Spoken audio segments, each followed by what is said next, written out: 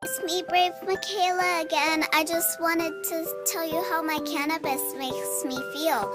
It makes me feel tired, like rest time tired. It makes me have the munchies.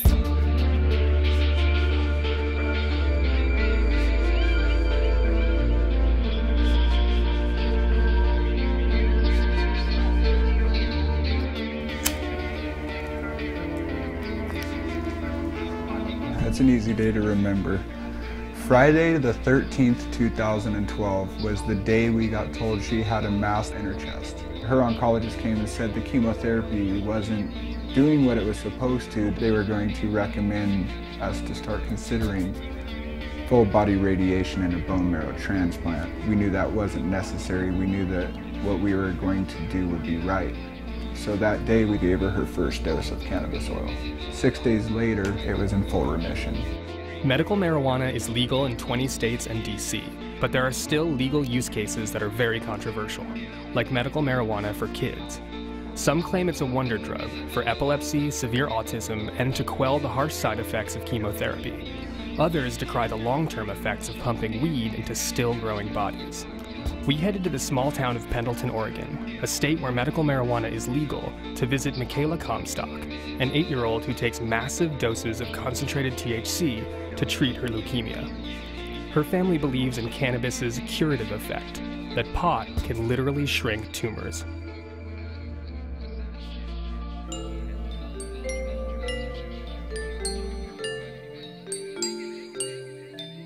I like lemon. You like just eat Sour. Hey, that's the dishwasher.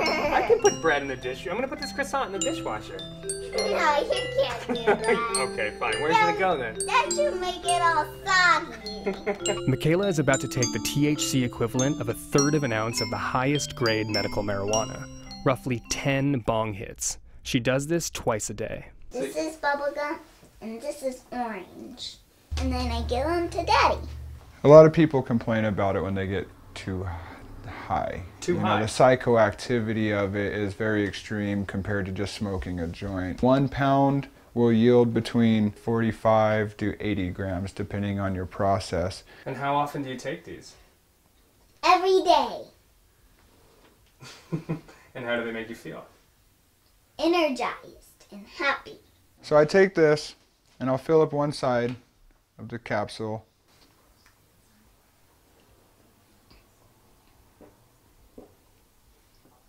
And sometimes I keep it in my mouth for a little bit so I can taste the flavor.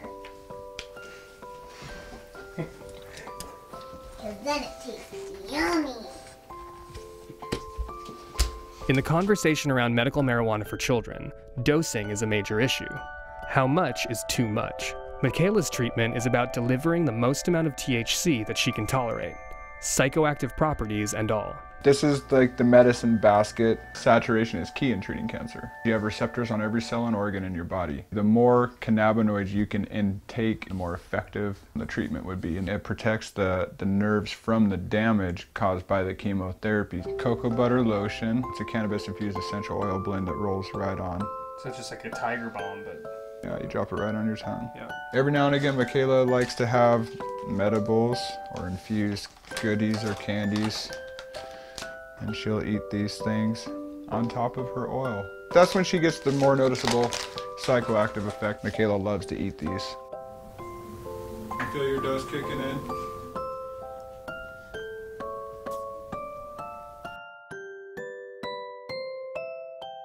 In the absence of any formalized production, the THC oil that Mykayli takes is made at Stony Girl Farms in a DIY garage operation. There are a lot of people who, including the federal government, who don't feel that children should have cannabis. But we feel that it's more important to save the child's life than be concerned about the child having THC in their system. Can you guys take us through the process of making the oil? Absolutely. This is our processing area. The trimmings from all of this process, as you see is going into here, is actually what we're going to be making the oil out of.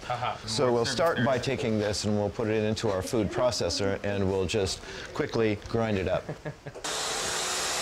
Fire hazard is a very big problem with this. Make sure to do this outside, don't do it in your kitchen. We're going to put 1 pound of material in this pot, and then we're going to add to that 2 half gallons of 190 proof alcohol. So that's a really intense color, huh? It's a very, very intense color. In fact, there's many, many colors in that. When we start to pour it out, you'll see that there's lots of reds and purples and blues in it as well. It's really quite colorful. Watch the color of this as I pour it. It should be a real reddish color. Now we're going to take this mixture of alcohol and oil and we're going to go ahead and pour it right directly into our Fry Daddy. Look at all those red colors in the center of that. What we're going to do is evaporate these alcohol fumes. We don't want to meet the fire department.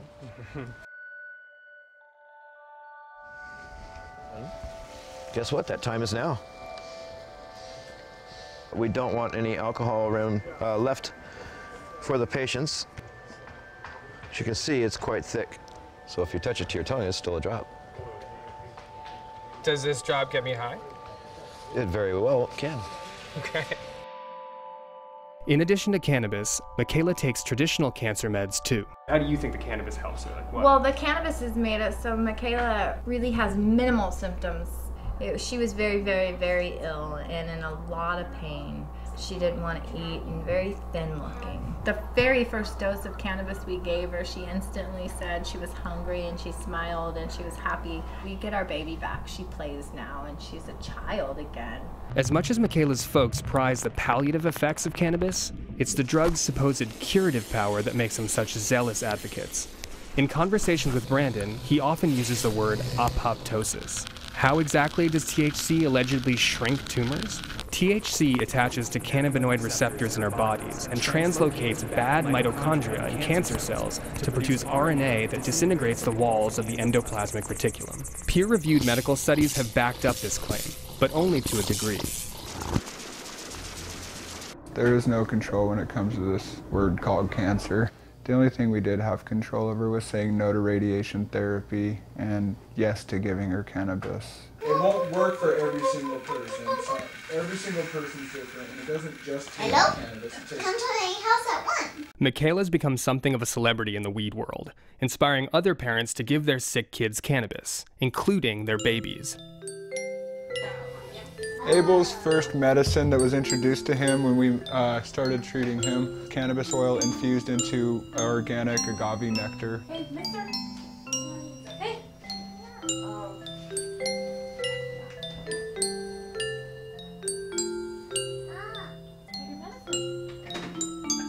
I love PB&J. He had stage 3 Wilms tumor. He didn't want to eat, he didn't want to play, he just kind of laid around all day. Then you introduced the cannabis. Yeah, and that day he made like a huge turn. He started eating and playing, and it was completely different. He was screaming, running around the house, you know, barefooted, like just a normal kid. At this point, we should mention that the medical community at large doesn't think that pot can cure cancer, and furthermore that giving weed to kids presents more risk than therapeutic reward. Mykayla's oncologist refused to comment on this story and never gave her a prescription for medical marijuana. The dispensary in Portland wrote the prescription, which is perfectly legal. Brandon has a dispensary card that allows him to be the delivering agent of medical marijuana. The way things work in Oregon is that each patient that is prescribed marijuana, even a child, is allowed a caregiver, and a grower to grow 6 plants. Brandon is Abel and Mykayla's caregiver. When Mykayla first began her cannabis treatment, she moved into Frankie's home clinic. We visited his garage grow room and found another layer in the community of believers in the healing power of weed. You can kind of consider it like an alternative medicine hospital of sorts. Well, like you have inpatients, do you say? Well, we have had a couple, yes. Doesn't necessarily work for everybody. Sometimes we get people too late, and different cancers, different diseases respond differently, and you know, they won't let us do much science on it. So at this point in time, it is really a, if you're pardon the pun, a grassroots movement, you know? We moved here from the state of Alabama to grow medical cannabis. I had a dream of cannabis curing cancer and many diseases. I woke up in the middle of the night, Googled, found a movie called Run from the Cure. I found the information to be compelling. I ran in and woke my wife up and probably sounded and looked like some kind of maniac and told her that cannabis cured cancer. And we started researching, and we researched literally for months because it just sounds so preposterous. The condition against this plant, it's been so thorough for so long that to say that cannabis has any medicinal benefits, much less the ability to heal disease, sounds to people like you have totally gone off your rocker. I guess it took some researching to convince me that, you know, it actually, that there was a possibility that it did cure cancer, which was very profound. And then Mykayli came along. Witnessing Mykayli go through what she went through and seeing how well she did only further convinced us. Take a look at what other kids look like who are going through similar treatments. I think the evidence is overwhelming. She's the healthiest child on chemotherapy. Yeah. She's a bundle of energy every day, all day long. It's not because of the chemotherapy. I do think it will be proven. You know, we're not legal federally. We're just going to continue to try to do what we feel is the right thing and hope that the federal government will allow us to do so. All right, so we're going to read, if a peacock finds a pot leaf, the 4 Rasta pigs, they were known as medical marijuana patients, but Peter didn't actually know why they needed it. So he decided to stop by and ask. He knocked on the door. "Who's there, man?"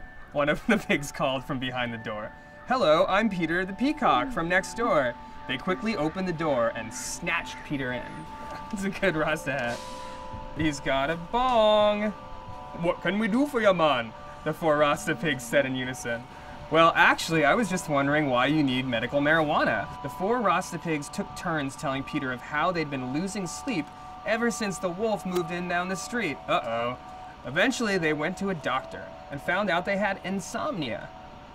Their doctor recommended medical marijuana because it was natural and wouldn't harm their bodies, but it would help them sleep. Peter gets his medical marijuana license, tries it, and finally he feels so much better. With a smile on his face, he fans out his colorful wings, and he is happy again, thanks to medical marijuana. Yeah, that's good stuff. Kevin Sabet is the director of the Institute on Drug Policy at the University of Florida and a former Obama administration drug policy advisor. This is Kevin. Hey Kevin, it's Krishna from Vice. So what is your general position then towards medical marijuana? Well, my position is that marijuana definitely has medical value, but we don't need to smoke, vaporize, or eat it to get that value. Medical marijuana as it currently stands is a joke. It's a joke. You know, we don't smoke opium to get the effects of morphine. It needs to be separated just like 100 years ago when we separated opium from its recreational and medicinal properties. It's something that we definitely need to pursue, frankly, with more vigor than we've pursued in the past. Why do you think that hasn't happened yet on the federal level? Because it should be lab scientists, pharmacists, and doctors in certified laboratories as opposed to guys mixing a mixture in their backyard and growing something in their basement. Don't use it as a cover for legalization and make it truly legitimately medicine. But for Mykayli's family, weed is already a legitimate course of treatment. And then this is your dream journal? The Big, Big Dream by Mykayli Lynn Comstock. So what is this dream about? A big, humongous ice cream. Lime, chocolate, and strawberry bubble gum. Oh my god. I had a dream about a bunch of banana syrup all over ice cream. That's Rocky Road. That's rainbow sherbet, and that's orange sherbet. A bunch of ladybugs are crawling all over me. Oh no, what did that feel like? Ticklish. It was ticklish? Blueberry, root beer, and bubble gum. Big day. We're all getting ready for something. Do you know what that something was? That's a bunch of food plates. Oh. Now the big tree. Now the big tree. The big tree, the big tree. It snapped and broke and fell all the way into the river. It went down the hill, it went down the hill. It went down the hill, roll, roll, roll, roll, roll, into the river, splash. I've got a bit of the giggles. Do I fall out, Sean?